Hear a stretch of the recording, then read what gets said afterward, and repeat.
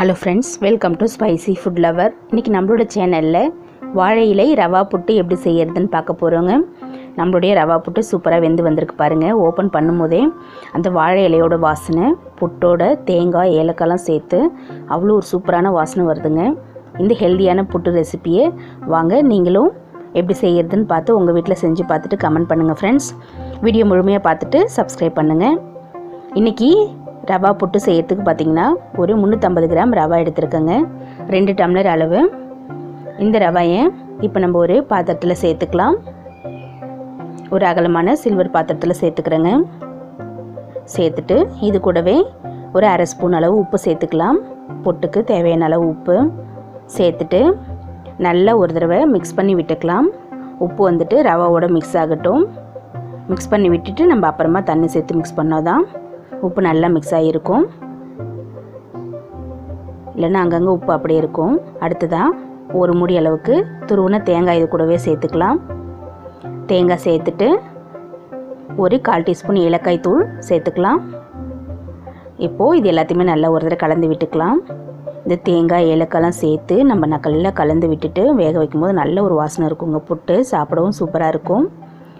இது போல் நல்லா மிக்ஸ் பண்ணி விட்டுட்டு புட்டுக்கு தண்ணி பார்த்திங்கன்னா நம்ம கை பொறுக்கிற சூடளவு உள்ள வெதப்பான தண்ணி தாங்க ஊற்றணும். கொதிக்கிற தண்ணி சேர்த்துக்கக்கூடாது. கொஞ்சம் கொஞ்சமாக இது போல் தெளித்து விட்டுட்டு கையால் நல்லா மிக்ஸ் பண்ண ஆரம்பிக்கலாம். இது போல் நல்லா கொஞ்சம் கொஞ்சமாக கையில் தெளித்து விட்டு தான் மிக்ஸ் பண்ணணும். ஒரேடியாக தண்ணி சேர்த்து மிக்ஸ் பண்ணக்கூடாதுங்க. கொஞ்சம் கொஞ்சமாக சேர்த்து மிக்ஸ் பண்ணி விட்டுட்டு நம்ம ஒரு 5 நிமிஷம் மூடி போட்டு வச்சோம் அப்படின்னா திரும்பவும் நல்லா உதிரி உதிரி ஆகிடும். நம்மளுடைய புட்டு அந்த தண்ணியெல்லாம் இழுத்துட்டு ரவை வந்துட்டு நல்லா வெந்து வரும். நல்லா இது போல் மிக்ஸ் பண்ணிவிட்டு நம்ம ஒரு தட்டு போட்டு ஒரு 5 நிமிஷம் அப்படியே விட்டுடலாம். அடுத்ததாக பார்த்திங்கன்னா புட்டு நம்ம வேக வைக்கிறதுக்கு இது போல் ஒரு காட்டன் கிளாத்தை விரித்து விட்டுட்டு நினச்சிட்டு விரித்து விட்டுக்கலாம். அது மேலே வாழை இலையை வச்சுக்கலாம். நம்ம வாழை இலையில் தான் நம்ம இன்றைக்கி புட்டு வேக வைக்க போகிறோம். நல்ல ஒரு சூப்பரான ஃப்ளேவருங்க நம்மளுடைய புட்டு. நம்ம ரெடி பண்ண புட்டு மாவை இந்த வாழை இலை மேலே வச்சுக்கலாம். இது பார்த்திங்கன்னா நம்மளுக்கு ஈஸியாகவும் இருக்கும். எல்லா புட்டு மாவையுமே வாழை இலை மேலே வச்சுக்கலாம். மெதுவாக இப்போ நம்ம வாழை இலையை கவர் பண்ணிவிட்டு இதோடு சேர்த்து நம்ம கிளாத்தை சேர்த்து கட்டிக்கலாம்.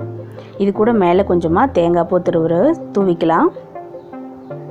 துருவுன தேங்காய் பூ ஒரு 2 கைப்பிடி அளவு தூவி விட்டுக்கலாம். ஃப்ரெஷ்ஷான தேங்காய் கொஞ்சம் அதிகமாக சேர்த்துக்கிறது நம்மளுக்கு ரொம்பவே நல்லதுங்க.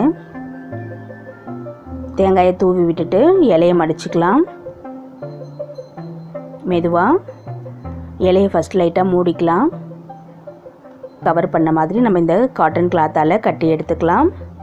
இப்போ பார்த்திங்கன்னா அந்த இலை வந்துட்டு நம்மளுக்கு விரிஞ்சு வராதுங்க. இது போல் மெதுவாக கட்டிக்கலாம். ஒரு முடிச்சு போட்டுடலாம். அப்போ தான் நம்மளுக்கு இலை வந்துட்டு அப்படியே மூடியே இருக்குங்க. இது போல் முடிச்சு போட்டு ரெடி ஆகிடுச்சு நம்மளுடைய புட்டு வேகிறதுக்கு. இட்லி பாத்திரத்தில் தண்ணி வச்சுட்டு நடுத்தட்டு வைக்கிறேங்க நான். அதுக்கு மேலே நம்ம ரெடி பண்ண புட்டை அந்த கிளாத்தோடு சேர்த்து அப்படியே வச்சுக்கலாம். வச்சுட்டு மேலே மூடி போட்டுட்டு நல்லா ஹை ஃப்ளேமில் வச்சுட்டு ஒரு 15 நிமிஷம் நம்மளுடைய புட்டை வேக வச்சு எடுத்துக்கலாங்க. வெந்ததுக்கப்புறம் நான் ஓப்பன் பண்ணி காமிக்கிறேன் பாருங்கள். 15 நிமிஷம் ஆயிடுச்சுங்க. ஓப்பன் பண்ணிடலாம். நம்மளுடைய புட்டு சூப்பராக வெந்திருக்கான்னு ஓப்பன் பண்ணி நம்ம பார்த்துடலாம். எடுத்துட்டு ஓப்பன் பண்ணிடலாம்.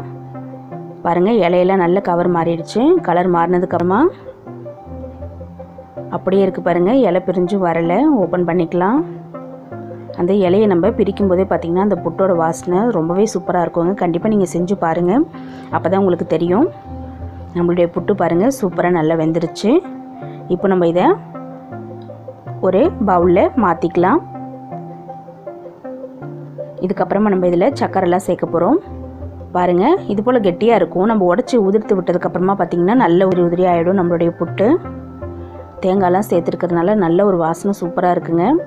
இப்போ நம்ம இதில் சக்கரை சேர்த்துக்கலாம். நல்லா 1 கப் அளவு சக்கரை சேர்த்துட்டு சூடாக இருக்கும்போது சேர்த்தோன்னா ஈஸியாக மெல்ட் ஆகிடும். அடுத்ததாக பார்த்திங்கன்னா மீதி இருக்கிற தேங்காய் சேர்த்துக்கலாம்.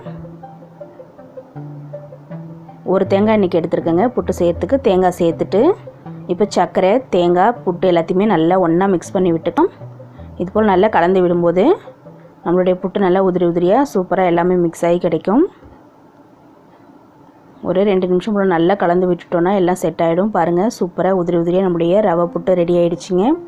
இதே மாதிரி நீங்களும் உங்கள் வீட்டில் ரவா புட்டு செஞ்சு பார்த்துட்டு கமெண்ட் பண்ணுங்கள் ஃப்ரெண்ட்ஸ். இந்த வீடியோ பிடிச்சிருந்ததுன்னா லைக் பண்ணுங்கள், ஷேர் பண்ணுங்கள். நம்மளுடைய ஸ்பைசி ஃபுட் லவர் சேனலை சப்ஸ்கிரைப் பண்ணிவிட்டு பாருங்கள். அப்போ தான் நான் போடுற வீடியோஸ் எல்லாமே உங்களுக்கு நோட்டிஃபிகேஷனில் வரும். உங்களுக்கு வேறு எதுவும் வீடியோ வேணும்னா கமெண்ட் பாக்ஸில் சொல்லுங்கள், நான் கண்டிப்பாக செஞ்சு விடுறேங்க.